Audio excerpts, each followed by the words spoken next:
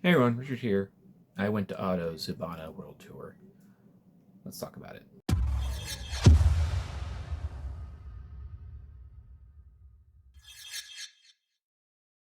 All right, like I said, I went to Otto's Hibana World Tour in Phoenix on July 19th, and I had pretty high expectations going into this. I'm a big fan of Otto, and I've heard nothing but good things. So I had big expectations. I was kind of worried about being disappointed, and I'll just say up front right now, it exceeded all my expectations. This was an amazing live show. Otto was phenomenal. It was also the most timely and punctual show I have ever been to. Doors opened pretty much around 6:30 when they said they would open.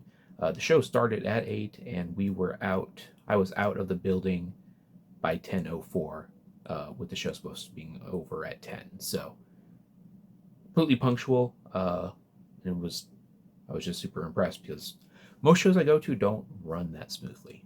But just to start, I got there fairly early. I got there around 5 o'clock ish for the 6:30 door opening because I wanted to pick up some merch, which I did.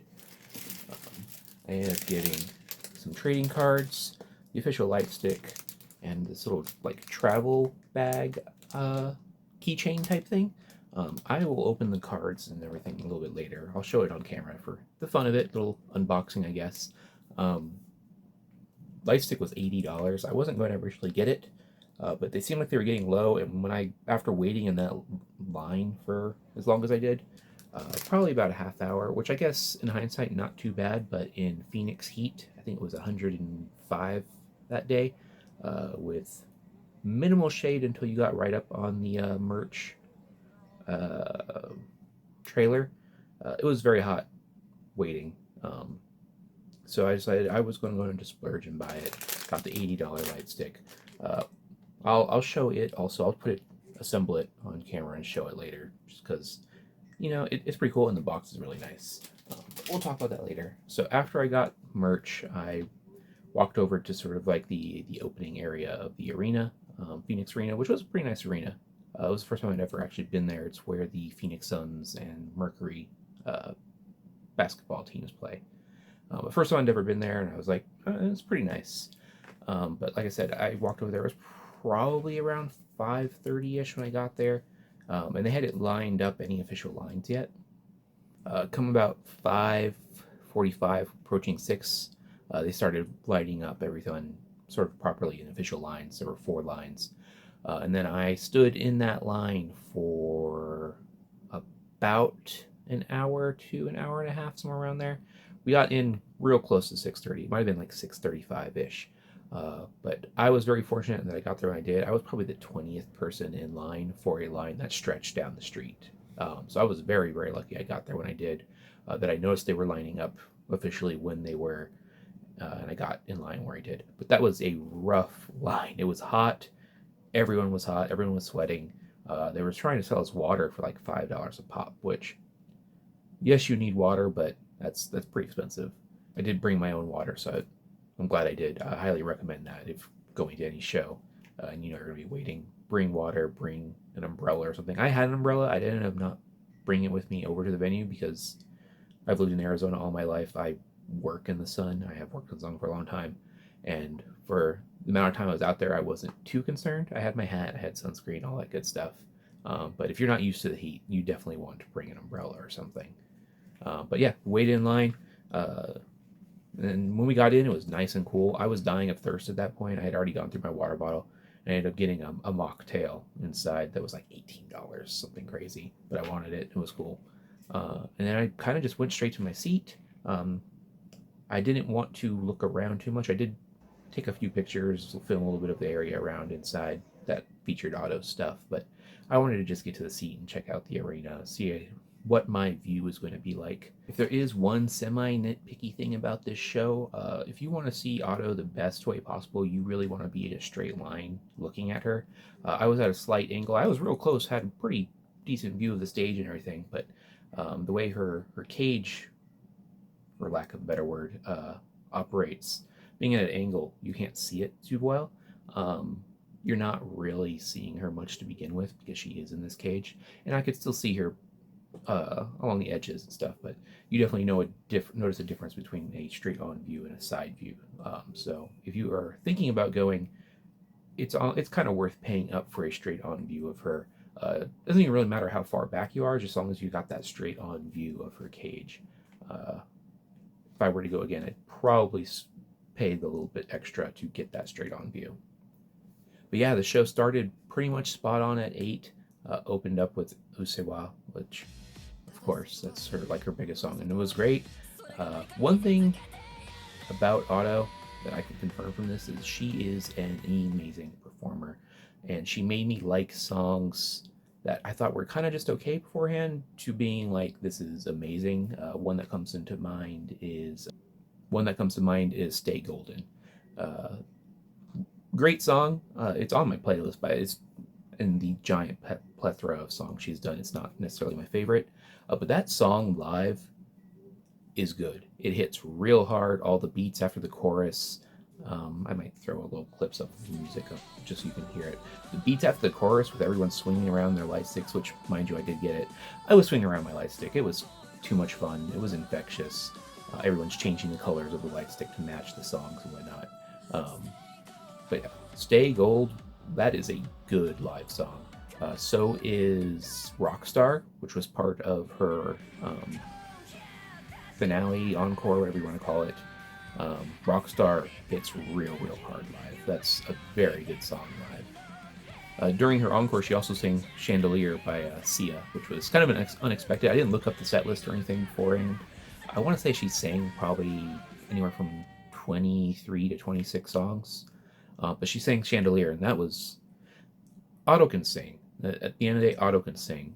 And she, for someone who doesn't speak English, very limited, she put in the effort to speak English to us. She probably spoke in her 2 MCs 5 to 10 minutes of English, and splashing in some Japanese in there too. I know some Japanese words, not a whole lot, but enough that with her speaking, her context, and some of the subtitles that are thrown on the screen, I could follow what was going on. It was funny. She called Phoenix Phonics the first few times, and I think it was like her second MC after saying that. She came back out and asked the crowd, like, "Am I saying this wrong?" And she said Phoenix, and the crowd, went a little crazy, and she got all excited and she's like, "Sorry," but it was cute. It was nice hearing her try to speak to her fans. She had a nice sort of discussion about why she does what she does, talking about loneliness and music and how music can bring you out of loneliness, and it was all very sweet. It was just an amazing show. If you ever have the opportunity to go see Otto, drop what you're doing, do it, buy tickets. It is so worth it. It is a show to see. But yeah, from here, I'm gonna little cut and change our view, and I'm gonna show you some of the merch stuff I got, just because why not? We'll do a little mini unboxing. I'll show the light stick and we'll see what these cards are. So 1 second, we'll be right back. Alright, so this is everything I got. This is the travel event, like tag I think they called it. Got a little acrylic of an Otto, and it shows the world tour, like, logo. Gosh, word escaped me for a second. But it's not printed on there. This is threaded this way, so it's pretty nice quality. It was $15. And I wanted to get something. I thought about getting t-shirts, but the problem with me and t-shirts is when I get a limited t-shirt like that, I never want to wear it. So what's the point of buying it in the first place? So I decided to get something different. So I got this little event travel tag thing for $15. I got 3 trading cards, which we will open in a second. These were $5 each. I believe they're like checky cards, but there's different variations that you can get. So me, someone who opens cards all the time, likes collecting cards, I thought this was a fun thing to get. And then the thing I spent too much money on, but I don't regret it at all, is this official light stick. This was $80, but for what it is for the event, it's pretty dang cool. So yeah, we got the instructions, whatever. It already had batteries and everything in it. I just had a little pull tab you had to pull out. You have to assemble it yourself, but it's super easy to assemble. I unassembled it after I was done, but I'll reassemble it now for the picture, or the video rather. But yeah, it's pretty simple. You just screw the bass part on.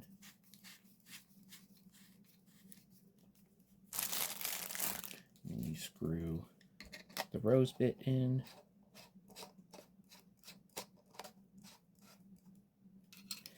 There you go. There's your light stick. You have to hold it. It turns on. You got the sort of stereotypical auto blue.